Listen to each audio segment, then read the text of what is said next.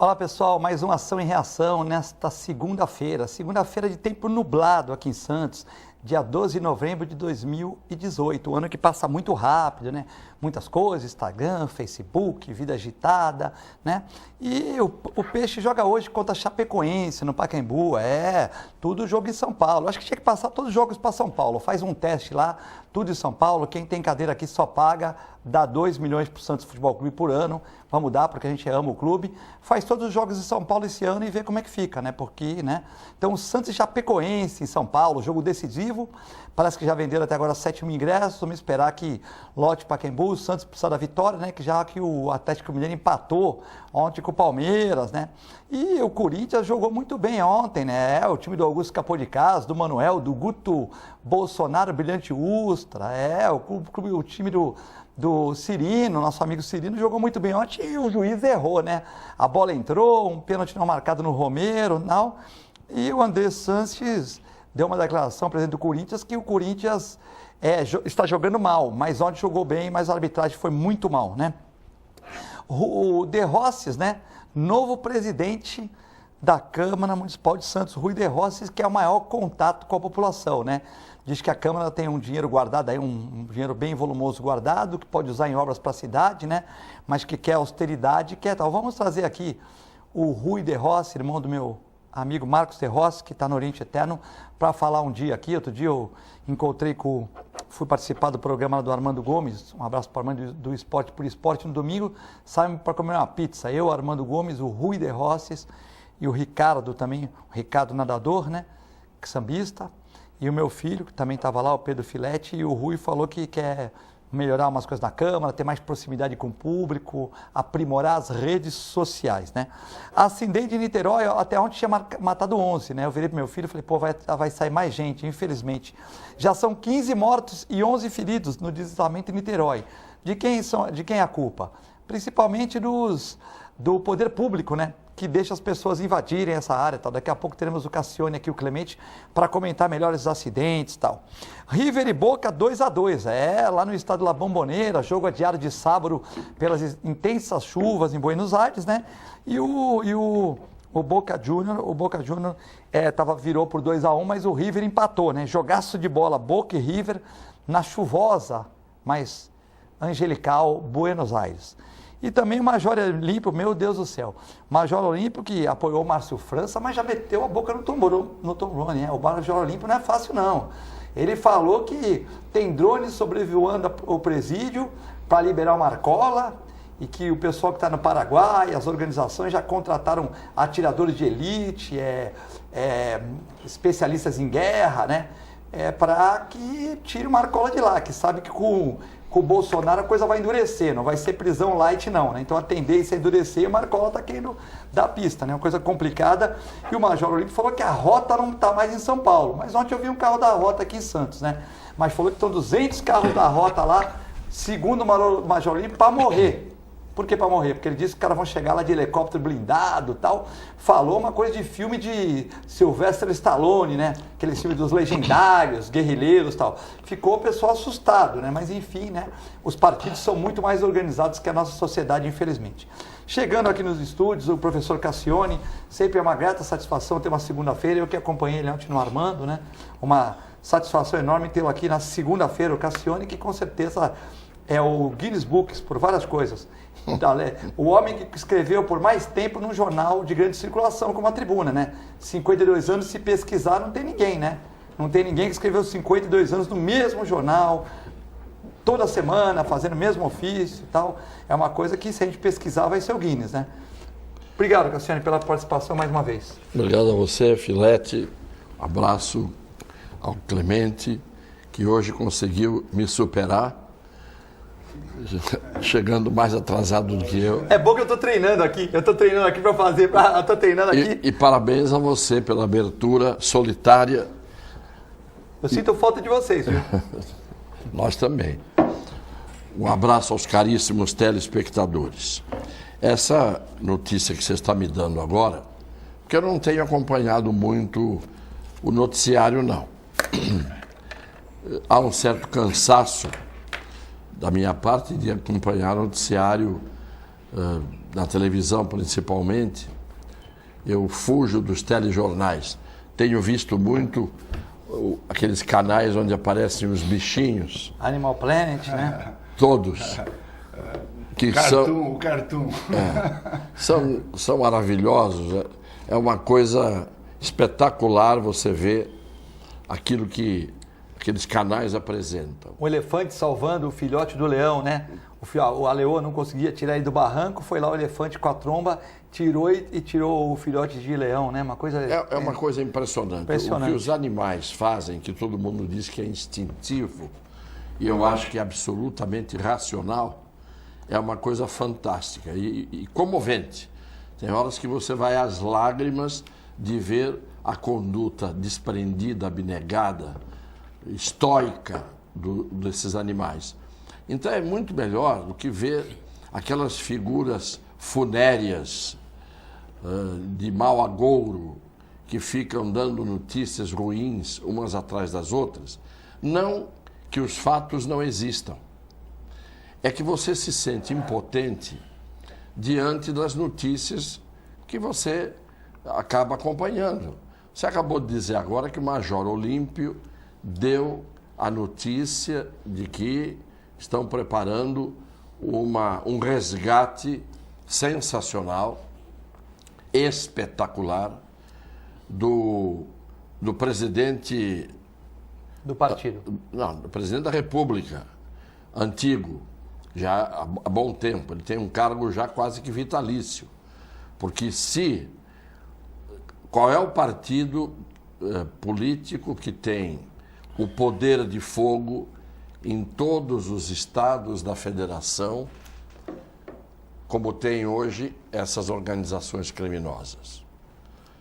E nós estamos falando poder de fogo, não é um poder de fogo na base do prestígio político, da ocupação de cargos eletivos somente. Eu estou dizendo poder de fogo para valer. Poder com as armas, poder de guerra, poder de Estado, de guerra civil, que nós já vivemos. Porque eu digo que no Brasil a gente se acostuma com tudo. Com tudo.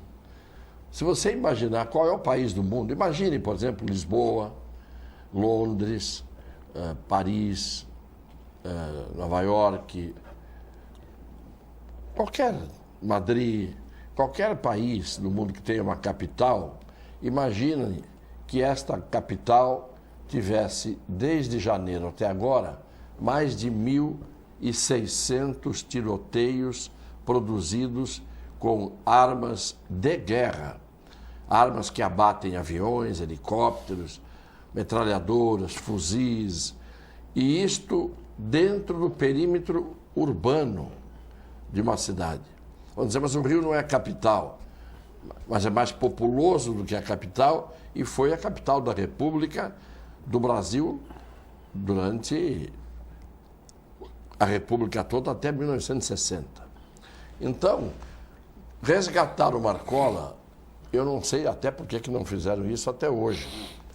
Eu tenho a impressão que ele deve viver muito bem lá, porque se ele der uma ordem e dizer me tirem daqui, meia hora depois a ordem será cumprida. Não há proteção suficiente para que ele não fosse resgatado.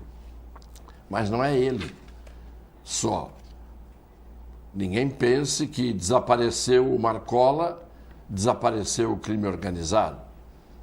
Isso é uma estrutura muito poderosa, que já se instalou com a omissão de um lado e, o que é pior, com a cumplicidade e adesão de outro lado daqueles que tinham o dever de impedir que essas coisas acontecessem. Omissão por medo de uns, cumplicidade e adesão de outros por corrupção. O fato é que nós estamos hoje vendo um grande desafio. Não é o fato de o Marcola sair lá de dentro, porque ele fora ou dentro tem o mesmo poder e tem a mesma capacidade de comando. O problema não é esse. O problema é o desafio de, se fizerem isso, o que não serão capazes de fazer daí para frente. Então, e ele fora ou dentro, comandaria da mesma maneira, e se ele desaparecer, tem uma estrutura montada. Isto é tão grave, mas nós estamos tão acostumados com essas coisas graves acontecendo no Brasil, que passa batido. E é por isso que eu não tenho visto o noticiário. Quando você vem aqui e me conta alguma coisa como agora, eu faço um comentário. Mas eu perder tempo vendo o noticiário que vai da babaquice, da banalidade, do entretenimento que permeia telejornais. O Boechat, por exemplo, é um cara ótimo, não é? Um grande apresentador, grande comentarista, um sério jornalista. Mas, num determinado momento, ele introduz na programação, na CBN, o Macaco Simão fazendo piadas sobre tudo. Claro que o Macaco Simão é um gênio, mas o grande problema que eu sempre disse e digo é que o humorismo atenua a consciência das pessoas diante da gravidade dos fatos. O humorismo é muito bom, mas ele abre, de certa maneira, o relaxamento geral diante de determinados fatos. Porque as gargalhadas que todo mundo dá diante das piadas do Macaco Simão, diante das coisas sérias que são tratadas, é que tudo vira piada no Brasil, até o fato mais grave. É isso. Clemente, a gente estava comentando aqui que o Major Olímpio, não sei se você, né, ele que apoiou o Márcio França, mas ao mesmo tempo agora já deu uma pancadinha, né? Ué, ele está cobrando, né? Ele falou que tem drones passando por cima do presídio que não é de segurança máxima, onde está o Marcola, né? E que possivelmente ele tá toda a rota lá, embora eu sou honesto, eu vi um carro da rota em Santos ontem, mas está toda a rota lá, 200 carros da rota para morrer, porque eles contrataram pessoas mercenárias de guerra, segundo o Major Olímpio, né? E vão invadir qualquer hora para tirar o Marcola, que eles estão com medo do endurecimento da prisão por causa do Bolsonaro, né? E que acha que o governador tem que tirar ele de lá, transferir, né? Mas ao mesmo tempo transfere o cara de lá e o PM fica morando na subhabitação junto com o pessoal do crime. Então é meio complexa essa questão, né? Porque o PM só sofre na ponta aqui, né? Eu acho que o Cassiano já falou tudo, né? E isso aí, na verdade, essa omissão, ela é antiga, né? Esse governo do PSDB, por exemplo, que vem lá de trás, nós sabemos como é que foi tratado as coisas em nível de segurança pública, né? E houve possibilidade da coisa ser mais séria, e o próprio Cassiano já comentou isso aqui dezenas de vezes, né? Sobre a omissão do governador anterior. E não estou falando especificamente desse fato, mas de outros fatos importantes relacionados à segurança pública, a celular em presídios, né? Esse bloqueio de celular, porque, na verdade, não, é do conhecimento de todo mundo que não é apenas São Paulo, mas que praticamente todos os estados a coisa funciona da mesma forma. E, infelizmente, os nossos governantes, tanto em nível estadual como federal, não levaram a coisa muito a sério. Agora, com a eleição do Bolsonaro, existe realmente uma nova perspectiva, mas de qualquer forma,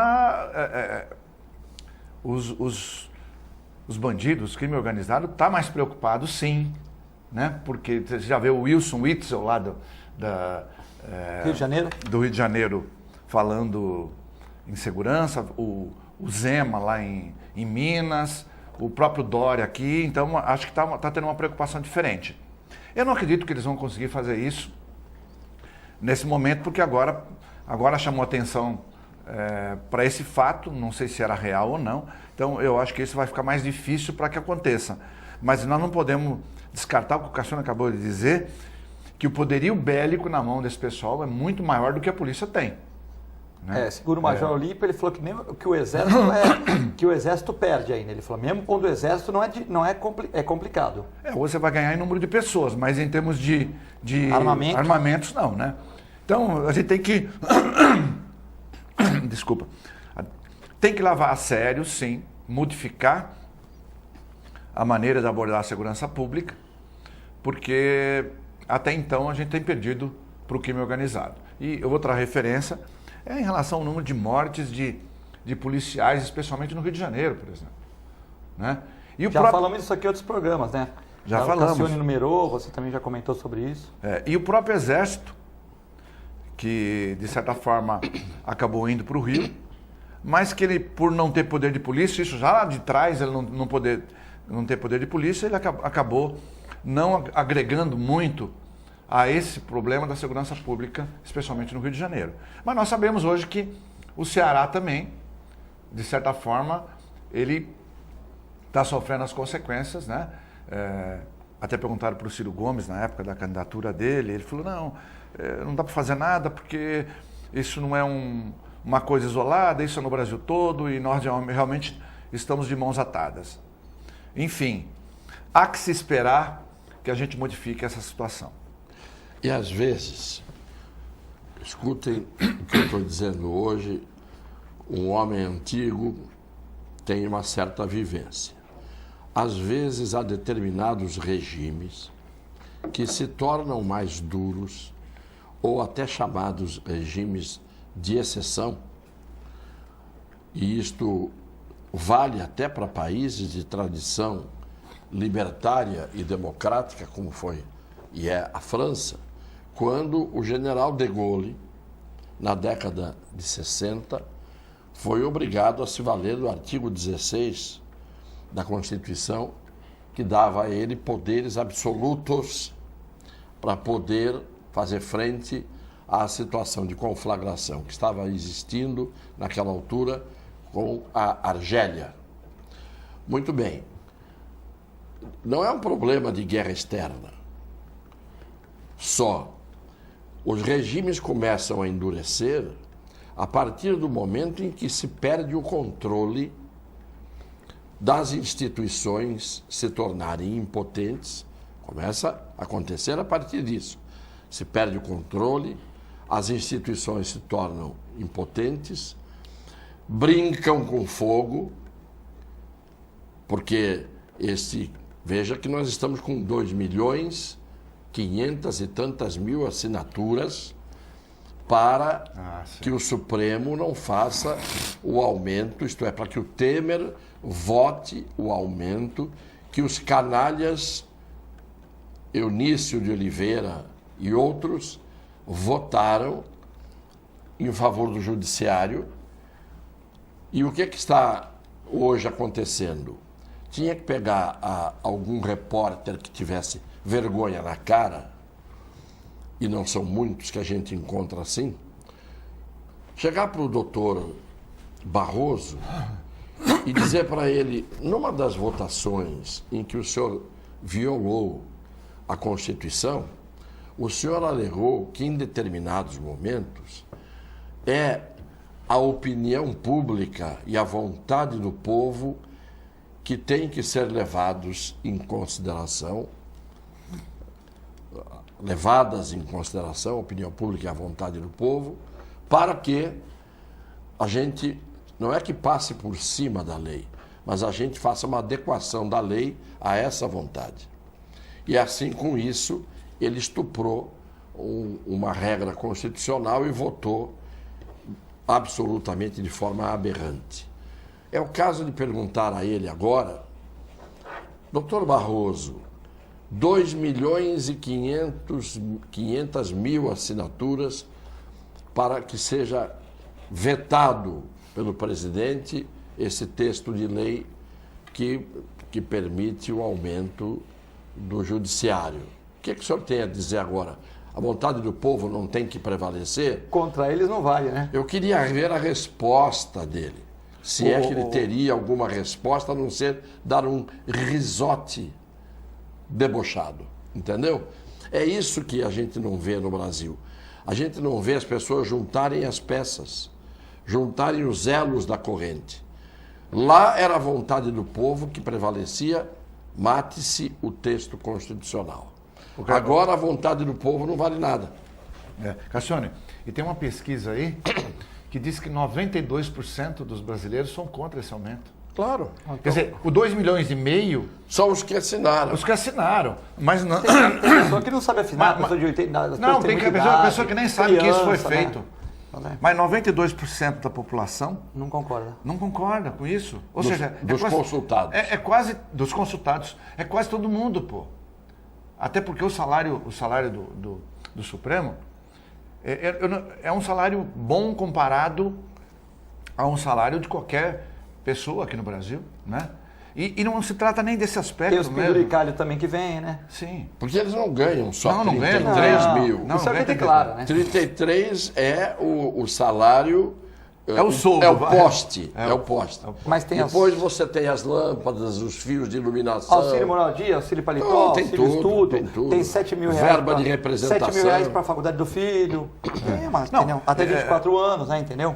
Auxílio canino, auxílio papagaio, auxílio. Tem o auxílio do cachorro, É isso. Não, eu plano acho de que... saúde dos melhores. E ainda que nós considerássemos que não fosse um salário, que, já falamos que é, mas ainda que não considerássemos isso, o problema não está nesse aspecto, tá? É no momento exato em que você pode conceder um benefício.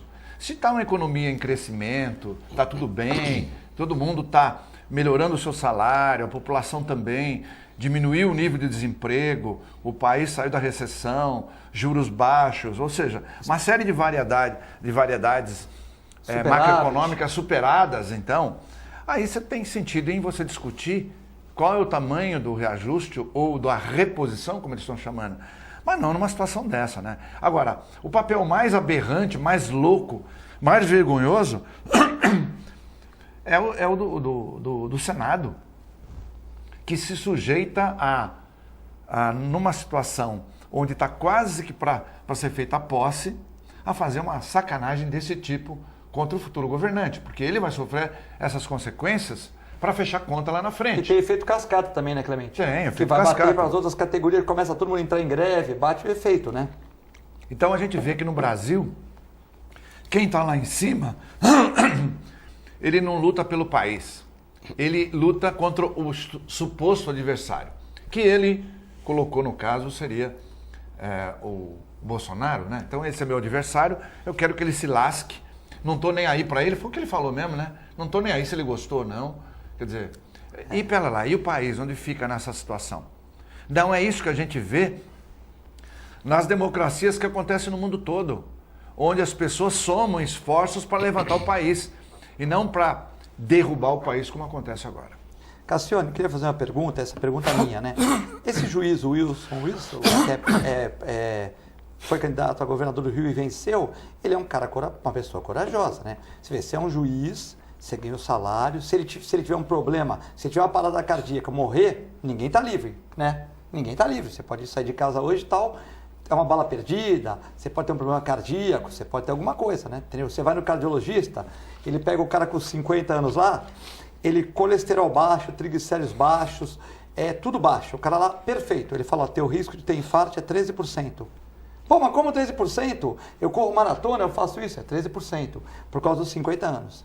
Aí você volta lá com 60 anos, colesterol baixo, quase impossível, né? Colesterol baixo, pressão baixa, cara, não tem problema, dorme 8 horas por dia, toma bastante água, próstata pequenininha, PSA bom, faz exame lá na multimagem, não tem nada, seu risco é 22%. Peraí, mas 22% por quê?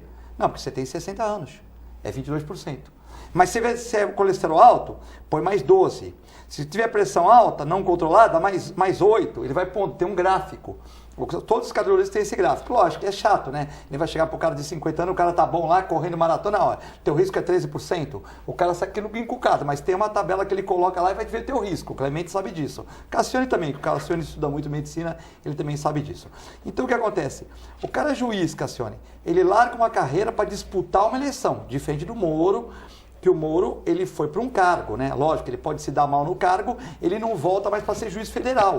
Ele vai dar aula em universidade, vai montar um escritório de direito, o cara, logicamente, mas é confiar muito na sua... Porque você vê o Wilson, ele vai sair de lá, se ele não for reeleito governador, ele não tem, quer dizer, ele não tem mais aquele emprego. Se ele tiver um problema hoje, ele já não tem o seguro social que ele teria para a família dele, aquelas coisas todas, o salário dele de juiz. Por exemplo, se ele tiver um problema hoje, ele já não tem aquele salário de juiz para deixar para a mulher dele, para os filhos, tá meio complicado isso, né? Eu acho que se você olhar a condição individual de ministros, políticos, etc., você tem gente que sai mais pobre do que entrou na política ou na atividade da vida pública. Por quê? Porque se o indivíduo tem uma atividade, por exemplo, um profissional liberal que exerce com sucesso uma atividade como essa, ele vai despender muito mais o tempo dele fazendo atividade política do que a atividade no seu escritório, no seu consultório e assim por diante. Então, não é... No seu caso, que você foi deputado federal, você tinha um escritório que tinha muitas causas difíceis, causas internacionais e tal. Aí você sai do escritório, fica lá segunda um pouquinho, sexta um pouquinho, é mais complexo, né? Naquele momento você fica defasado. Claro que você tem uns dias livres, porque eu conseguia, inclusive, com juízes, desembargadores, que marcassem minhas audiências para sextas-feiras ou para segundas-feiras. Então... Sim, às vezes o cara pegava um caso de emergência, ligava, cadê o Cassione? Está em Brasília, claro. Tem o doutor Eduardo lá. Mas eu não digo nem o meu caso. Você pega o exemplo de um homem que foi um dos grandes deputados que o Brasil teve e que era um médico referência, o doutor José Aristodemo Pinotti. Talvez o homem, a maior referência como médico ginecologista, obstetra e etc. O Pinotti passava os dias da semana de trabalho em Brasília. Naqueles dias ele não podia atender consulta, naqueles dias ele não podia fazer cirurgia, ele não podia fazer partos, ele não podia fazer... Então, tem gente que ganha menos. Tem gente que, ao contrário, tendo um salário pequeno, se elege, vai lá, o salário da Câmara Federal para essas pessoas é gigantesco. Eu me lembro uma vez o Genuíno, acho que já contei isso aqui. Aquela heroína, aquela menina que deu um tiro, aquela policial militar que deu um tiro naquele assalto na escola, que foi eleita deputada federal, bem votada, ela vai sair de um salário que ela merecia muito mais, que o policial ganha pouco, infelizmente, para um salário 10 vezes maior que o dela. Né? E não vai sofrer tanto risco na rua, mas vai sofrer... Kátia Saustres. Causa Saustres, né? Ela deve ter um salário de 3, 4 mil, né? Vai passar para bem mais que isso, mas também vai ter outras responsabilidades. Né? Eu narro sempre um fato que envolveu o deputado José Genuíno. Nós estávamos todos no ônibus indo para pegar o avião. Naquele tempo você não tinha finger, não entrava direto no avião, tinha que pegar o ônibus parava na base da escada e todo mundo subia para dentro do avião, para ir para Brasília. E dentro do ônibus estava uma roda, estava o Delfim Neto, estava o Silvio de Abreu, estava o Duílio Pisaneschi, dos que eu me lembro assim, né? Vários, Arnaldo Madeira, e o Genuíno, estava o Quinalha. Aí o Genuíno falou, pessoal, temos que pedir um reajuste aí. Nós estamos ganhando $5.000 por mês e o salário tradicional na Câmara sempre foi de $10.000. E o Genuíno era o que mais dava entrevistas, vocês lembram disso? Qualquer coisa que se entrevistasse, ele era, como é hoje vamos dar um exemplo, o Jean Willis. O Jean Willis é toda hora dando entrevista. Ele era o que dava mais entrevista. E sempre os repórteres atrás do Genuíno. E aí temos que pedir um reajuste. Eu digo, Zé, só me diz uma coisa. O que você fazia antes de ser deputado? Eu era professor. E quanto que você ganhava? R$800 por mês. Falei, R$800 por mês... Para 20 mil? Para $5.000 que você está ganhando hoje, você está dizendo que está no vermelho? Aí o pessoal deu risada e tal, e eu brinquei com ele e falei o seguinte: como você é o que mais dá entrevista, é o que mais aparece, dá uma entrevista dizendo, justificando que os deputados estão ganhando pouco, que tem que ter um reajuste de 5 mil dólares para 10 mil dólares. Se você fizer isso, todos nós assinamos embaixo. Sabe por quê? Eu disse, porque você está fazendo uma proposta aqui, se qualquer um de nós fizer a proposta, você vai ser entrevistado na hora. A proposta pode vir de qualquer um, mas quem vai ser entrevistado vai ser você. Aí você vai dizer, que absurdo, imagine, passar de 5 para 10, com o salário mínimo sendo do jeito que é. Aí a risada foi geral, eu disse, propõe você, Zé. E ele evidentemente que não propôs. Não é bobo? Mas é para mostrar que o salário lá é pouco para quem ganha muito antes e fora, e é muito para quem ganha pouco. Mas não é o problema de ser muito ou de ser pouco. É o problema do momento em que o país está vivendo. Nós estamos com o país quebrado. Quebrado. Não há a menor dúvida de que isso está acontecendo. Então, é uma coisa que não tem cabimento. Se você pegar os números do ganho do ministro do Supremo, com todo o conjunto das benesses, chega a quase a 160 mil reais. Entendeu? E quando aumenta de 33 mil para 39 mil, os 160 mil já vão para 200 e tantos mil. Que vai tudo em cascata, né? É claro. Então, isto é uma indecência. Ô Cassone, sem deixar de lembrar que o órgão Supremo, ele consome quase meio bilhão de reais ano. O sistema Supremo. 648 milhões de reais. Gasta 1.800.000 por dia o Supremo Tribunal. É uma coisa... É um elevador individual para cada um tem um monte de funcionários, né? Tal, só de copeiros, o outro dia o Vila estava lendo a relação. Ah, eu vi aquilo lá. Você viu aquilo? Não, tem um negócio... Tem coisa que nem existe mais. Muitos copeiros taquígrafo. Tem taquígrafo. Onde que usa taquigrafia hoje? Mas tem taquígrafo lá. Pois é. Né? Então, assim... Não é igual a bailarina da Codesp, né? Não, é um negócio louco. Eu vou ver se eu acho aqui. Aquilo lá, em qualquer país desenvolvido, um Supremo, ele custa 1/5, 1/6, até 1/10 do que custa o Supremo. Eu fui viajar para a Alemanha uma época, o Cassiane conhece você também. Eu fui numa padaria, tem uma padaria, do tamanho dessas padarias aqui de Santos, das maiores, né? Não vou citar nomes, são tal.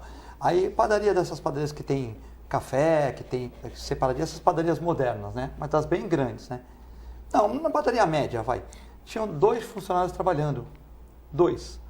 Aí o rapaz fazia o café, aí ele já servia aqui, aí ele já fazia não sei o que lá, não sei o que, tal. Aí quando sossegava a padaria, ele pegava uma vassoura, varria a padaria, tal. Depois ele voltava. Eu olhei e falei assim, aqui no Brasil precisariam de 10, no mínimo 10, você entendeu? Mas é uma coisa assim, de louco. Eu entrei numa outra padaria que era um pouco menor, tinha um cara sozinho. Aí o cara, tudo bem, que não tem a criminalidade e tal, mas a velocidade das coisas era diferente, né? Aqui a gente tem muito funcionário, lógico, também não vamos querer desemprego. Mas você vê, 30 copeiros para não sei quantos ministros, é muita coisa, né? Não, é muito O louco. Cassiano vai pegar no segundo bloco. Bom, estamos sendo transmitidos ao vivo, agora ao 15 pelo TV Com, canal 11 da NET, canal 8 Vivo Fibra, e também pelo www.tvcomsantos.com.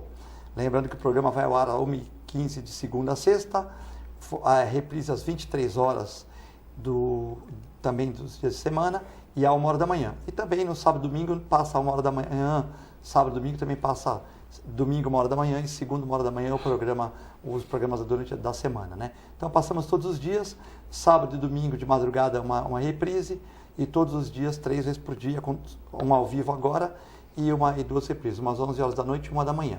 Se você quiser falar com o Dr. Cassione ou com o Dr. Clemente aqui, 13 para quem é fora de Santos, 997 11 5545. Se você quiser também ligar, por 13 21 38 4677. Nós vamos ao intervalo, já tem mensagem chegando aqui, participações do telespectador. No segundo bloco nós vamos ler as participações.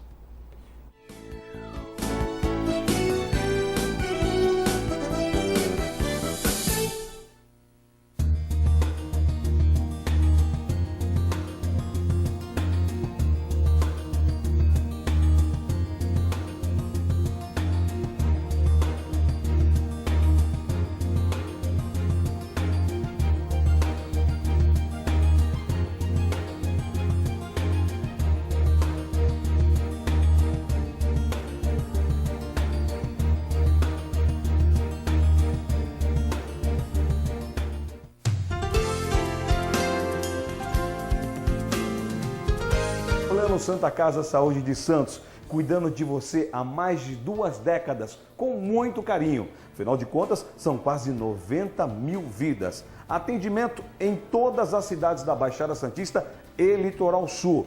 Plano Saúde Total, ou seja, saúde mais odontologia. Inclusive o programa de saúde continuada, prevenção de doenças crônicas. Plano Santa Casa Saúde de Santos, há mais de 2 décadas cuidando de você com carinho. APO Planos Odontológicos Empresariais, cuidando da saúde bucal de seus funcionários, com mais de 200 dentistas credenciados e cobertura em todo o território nacional. Central de atendimento exclusiva, planos extensivos à família, controle de qualidade permanente e liberação online de vários procedimentos. Faça como as grandes empresas da região e contrate o plano de saúde empresarial da APO. Atendemos empresas a partir de 3 funcionários. Em Santos, ligue 2104-4000 ou acesse apoodonto.com.br. A Clínica Multiimagem é especializada em exames de radiologia e diagnóstico por imagem, investindo continuamente em tecnologia e trazendo constantes inovações para proporcionar à comunidade médica e seus pacientes diagnósticos ainda mais precisos. Sua nova e moderna estrutura, aliada à tecnologia de ponta, juntamente com o corpo clínico especializado, tornam a Clínica Multiimagem um dos centros de diagnósticos por imagem mais avançado do estado de São Paulo. Entre em contato pelo telefone 3202-1250. APO Planos Odontológicos Empresariais, cuidando da saúde bucal de seus funcionários, com mais de 200 dentistas credenciados e cobertura em todo o território nacional. Central de atendimento exclusiva, planos extensivos à família, controle de qualidade permanente e liberação online de vários procedimentos. Faça como as grandes empresas da região e contrate o plano de saúde empresarial da APO. Atendemos empresas a partir de 3 funcionários. Em Santos, ligue 2104-4000 ou acesse apoodonto.com.br.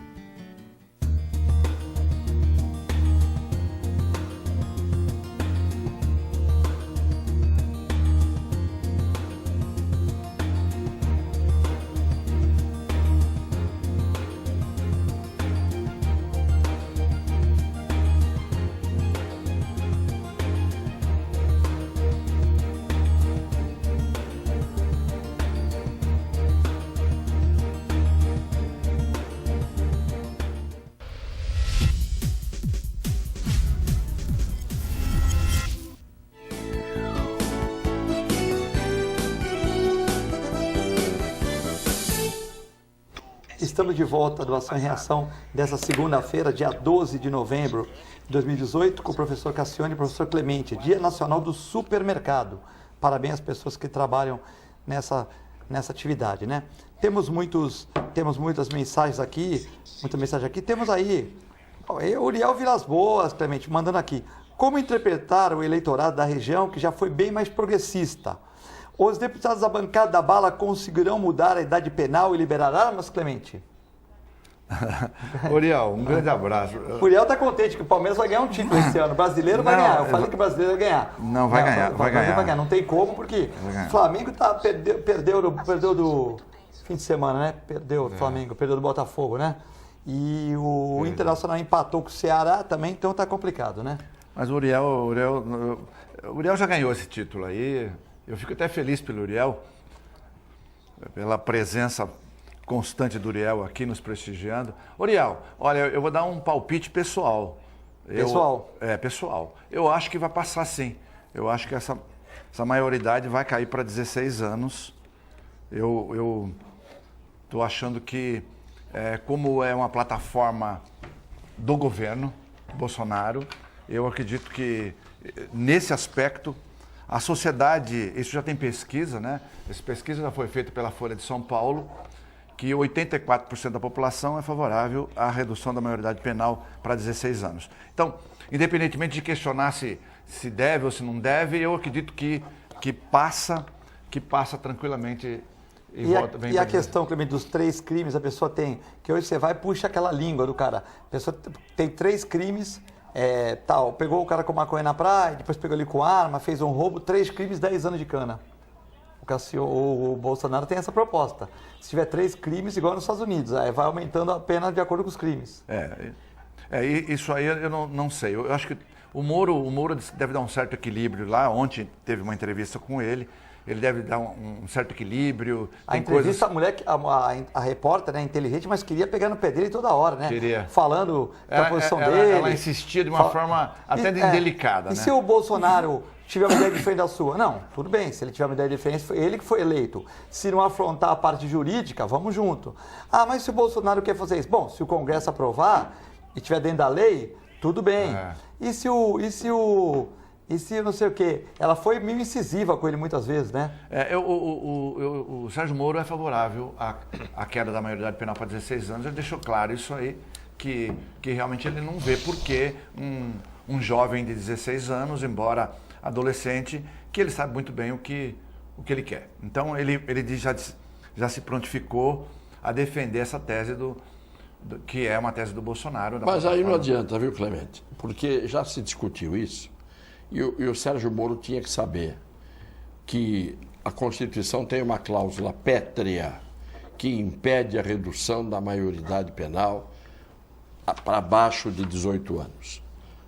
A cláusula é pétrea, isto é, só por uma nova Assembleia Nacional Constituinte você pode mudar isso. A menos que o Supremo, em conchavo com o Moro e etc., resolva passar por cima da Constituição outra vez. Você não pode fazer uma emenda à Constituição? Não, porque a cláusula pétrea. Ok. Cláusula pétrea são as cláusulas que estão inseridas dentro do capítulo dos direitos e garantias individuais, e todas as cláusulas que estão ali não podem ser mexidas. Outras você pode, por proposta de emenda constitucional, chamadas PECs, proposta Sim. emenda constitucional. Então, a redução da maioridade penal só passando por cima do Supremo. Isto é, o Supremo deixando passar por cima dele, atendendo aos interesses. Mas você tem uma fórmula muito melhor do que essa, que resolveria o problema, e você não reduziria só de 16 para 16. Você pode reduzir para 16, para 15 e até para 14, como é na maioria dos países europeus. Você tem casos em que você tem uma prisão até quase que perpétua para um menino de 14 anos na legislação francesa. Dependendo do caso, das circunstâncias, claro que são casos extremos. Eu fiz um projeto de lei, que eu tenho aqui, inclusive no meu computador, e esse projeto de lei foi apresentado, foi alvo em 2003. Está lá, sala de sessões, 25 de março, se não me engano, 2003. Primeiro mês de mandato. E foi alvo de audiências públicas. Nós ouvimos juízes da infância e da juventude de São Paulo, do Rio de Janeiro, de Pernambuco, de Brasília, do Rio Grande do Sul, do Paraná. Ouvimos psiquiatras forenses, ouvimos psicólogos, ouvimos criminólogos. E, em audiências públicas, com debate, etc., em um grupo de trabalho que foi feito, e eu era, inclusive, o relator do próprio projeto, que era para fazer essa redução de possibilidade na idade de tempo de internação, desde os 14 anos para cima.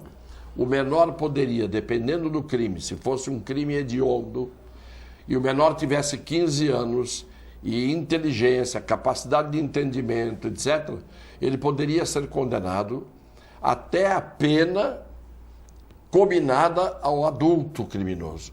Igual. Com a única diferença é que o adulto criminoso cumpriria a pena, como na época era, no caso do crime hediondo, até o final em regime fechado. Depois o Supremo, por 6-5, derrubou isso e deu a progressão de pena para os crimes, nos casos de crimes hediondos, o que é uma vergonha o Supremo ter feito isso. E aí no caso do menor, a diferença é que ele seria, dependendo do período de internação dele, hoje são 3 anos no máximo pelo ECA, o projeto de lei meu modificava o ECA, permitindo uma internação que poderia ser de 4 anos, de 5 anos, de 10 anos, só que o menor ia sendo reavaliado a cada 2 anos pela junta, vamos chamar, multidisciplinar, um psiquiatra, psicólogo, um médico e o assistente social. Esses 4 avaliariam o menor. Se ele tivesse submetido às medidas chamadas socioeducativas e estivesse com um comportamento dentro da instituição onde estava internado, exemplar, e mostrasse, revelasse a alteração do grau de periculosidade para redução quase a 0, mas significativamente, nesta reavaliação ele poderia obter a liberdade. Então, saía dos 3 anos, que é o máximo que pode um camarada com 17 anos, 11 meses e 29 dias de idade, faltando um dia para fazer 18, ele fica 3 anos, ainda que ele mate a mãe, o pai, o filho, todo mundo.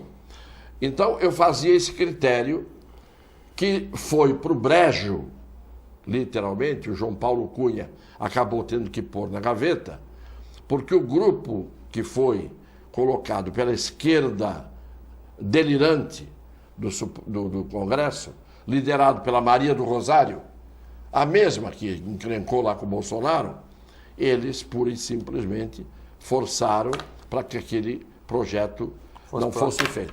Eu tenho o projeto aqui, né, e vou apresentar ao presidente da República. Bom, tem algumas... Vou apresentar agora ao presidente da República. Ótimo. Vamos ver o que vai acontecer. Só para mostrar os dados que eu fiquei de pegar do Supremo, o Supremo tem entre funcionários concursados e terceirizados, são 11 ministros, 2.450 funcionários. Tem 19 jornalistas, tem 25 bombeiros civis, tem 293 vigilantes. Deve ser nem as joias da rainha. Nem o Palácio de Buca. Na Torre de Londres, né, as joias da rainha, tem tanto vigilante, 293. Tem 24 copeiros. É quase que um copeiro para cada copo. A comida é boa lá em Cassione. Tem 27 garçons. Eu acho que nem em um hotel de grandes proporções você tem isso. 58 motoristas. 12 auxiliares no Supremo Tribunal Federal de desenvolvimento infantil. Aí está até bom, porque são 11 ministros, muitos deles com a mentalidade bem pueril, bem infantil, 12 auxiliares. Mas para quê? Para o filho dele lá? Não sei, deve ter. Ou para algum que ainda não deixou de ser um infantil ou um adolescente. Aí o cara fica mais bonito ainda, que o cara tem emprego bom. E a mulher não põe o filho para ficar lá numa creche, pô, aí tá melhor ainda. 8 auxiliares de saúde bucal. Opa! Por isso que eles têm aqueles dentes todos que são um teclado de piano sem as teclas pretas, né? Manda por tudo capa, hein? Resumindo... Os sustenidos e os bemóis. Bom, resumindo... Deu 222 funcionários por ministro. Por ministro. 222 por ministro. Funcionários por ministro. E pouca gente sabe, eu escuto todo dia os repórteres aí da Band, de outras rádios, dizendo precisa acabar com essas mordomias, carro de deputado federal. Pois fiquem sabendo que os deputados estaduais de São Paulo, todos têm um automóvel. Os senadores da República, todos têm um automóvel. Deputado federal não tem carro oficial. Isso ninguém diz. Ao contrário, ficam dizendo que precisa acabar com os carros deputados. Eu fui deputado 2 vezes, eu andava com o meu carro. Um deles, inclusive, era um não é Monza, é Monza, né? Acho que é Monza. Ômega, era um Ômega, que estava até com as molas do banco aparecendo. Mas é o que eu digo, sei, porque você usava pouco ali em Brasília. Eles falam, não, essa mordomia dos deputados, carro oficial, não tem carro oficial nenhum. Nenhum deputado federal possui carro oficial. Quem acabou com isso? Fernando Collor de Mello. Foi no governo dele que se acabaram os carros oficiais. Ficaram só os senadores. Então, os senadores têm carro do ano. Agora, deputado federal não tem. Pelo menos, a gente tem que dizer a verdade aqui de tudo. A gente só fala das coisas ruins dos deputados. Sim. Tem que dizer que carro eles não têm. A Darcy Gomes da Ponta da Praia, concordo com o Cassiano e Clemente, mas concordo com o Cassiano quando ele fala que o Macaco Simão é gênio, mas faz mal à sociedade, torna os crimes políticos em piadas, né? Então ela concorda com o que você falou. A omissão do Geraldo Alckmin foi terrível, Flaviane. A omissão do Alckmin é o Wilson do Marapé, por isso que o crime organizado cresceu. É a opinião dele, né? Do Wilson do Marapé. Mas é uma verdade indiscutível. É uma verdade indiscutível. Temos aqui o Carlos Alberto. Boa tarde, pergunte a vocês. É possível comprovar que o Moro atuou politicamente? Quais as consequências disso? Você acha que o Moro atuou politicamente? Eu acho que não. Eu acho que ele foi... até porque ele não imaginava... Primeiro, talvez o Bolsonaro tivesse vontade de ser candidato, mas ninguém imaginava a certeza que ele ia ser candidato. E que ia ganhar da maneira que ganhou, E muito menos que ele ia ganhar a eleição. Achava até que o Alckmin ia ganhar, as pessoas achavam por causa do tempo de televisão, né? Sempre fala, pô, quem tem muito tempo assim geralmente esmaga os outros, não é isso? O centro tinha praticamente certeza que se ele não ganhasse, o Ciro seria uma grande possibilidade. Isso. Né? O Ciro seria uma possibilidade se o Lula não tivesse aquele egocentrismo de colocar o candidato. Se o Lula apoiasse o Ciro, talvez conseguisse alguma coisa melhor, né?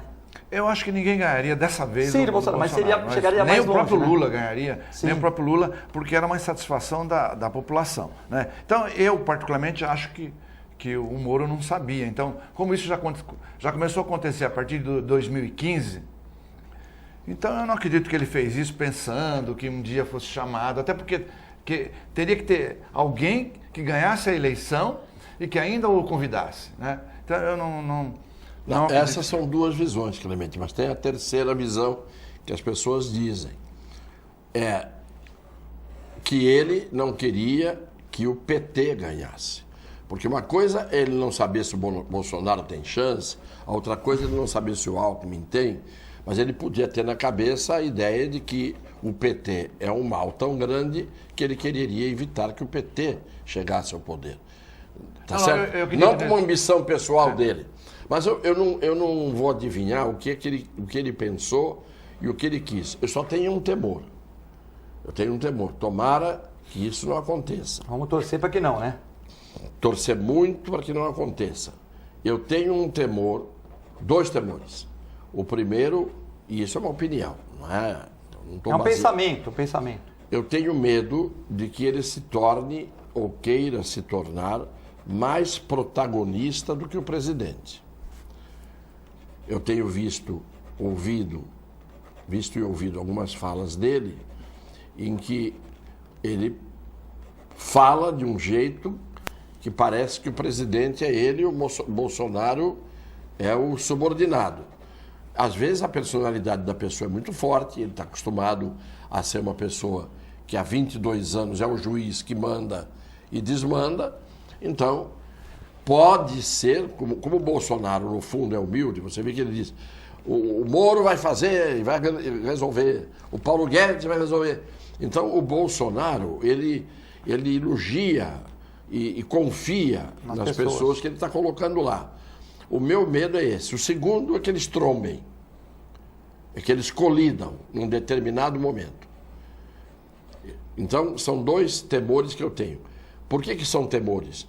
Porque já que está aí a colocação feita, o que a gente está esperando, e o brasileiro está esperando, e até mesmo quem não votou no Bolsonaro, vai torcer para que isso dê certo, é que se o Moro reduzir a corrupção, como tem que reduzir, se o Moro conseguir fazer com que a segurança pública, porque o Ministério da Segurança Pública está incorporado, a segurança pública no Brasil tenha eficiência, seja sentida, é ótimo que todo mundo tem que torcer para o time ganhar.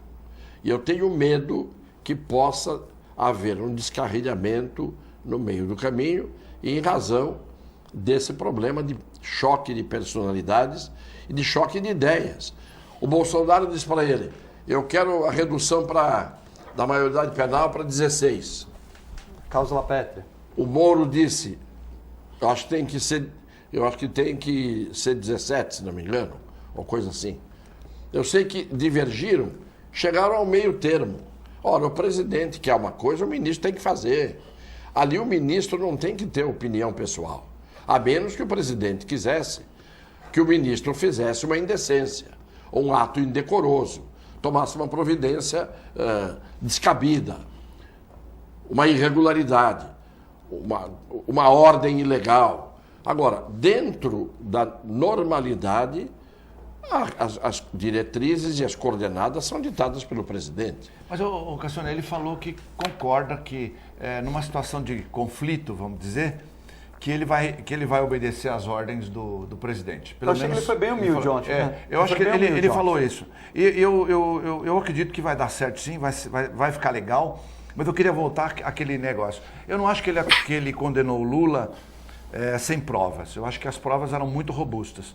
Como eu acho que esse negócio do sítio, a Gabriela Hardt, que é a que substituiu ele, ela vai condenar novamente o Lula, né? Eu acho que ou seja, mudou de pessoa, mas as provas são muito fortes. Eu não acho que tenha como mudar essa aquela história, tem focinho de porco, tem rabo de porco, tem corpo de porco, mas não é porco.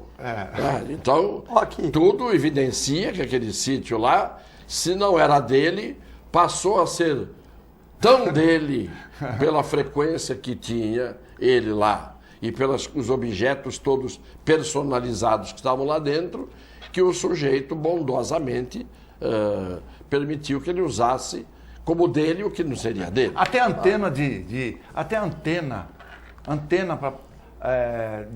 telecomunicações foi colocada no sítio. Como é que uma empresa de telecomunicações vai colocar isso na nossa casa, por exemplo? Eu não acredito que ele seja inocente, porque um juiz que fizesse isso saberia que teria uma corte revisora, depois o STF, lá em cima o último, e antes o STJ, e que derrubaria tudo por terra. Então, isso eu já não discuto mais. A única coisa que eu tenho só medo é que haja uma trombada de Moro com Bolsonaro mais na frente. A Débora, olha o Cassione, que bonitão, de camisa jeans, tá descolado hoje o Cassione, escreveu aqui, ó, elogio feminino, a Dalgisa muito psicóloga. Muito obrigado, Débora, mas você usa óculos, deve ter esquecido o óculos. Tá falando que você tá igual galã. Muito obrigado. E a Dalgisa está cumprimentando aqui que nós falamos muito de psicólogos, o Carlos Alberto também aqui, o Rick Santos. Pessoal, temos que terminar, uma excelente segunda-feira a todos, obrigado para a técnica, obrigado Cassione, Clemente, uma excelente segunda-feira a todos, fiquem com Deus e até amanhã, se Deus quiser.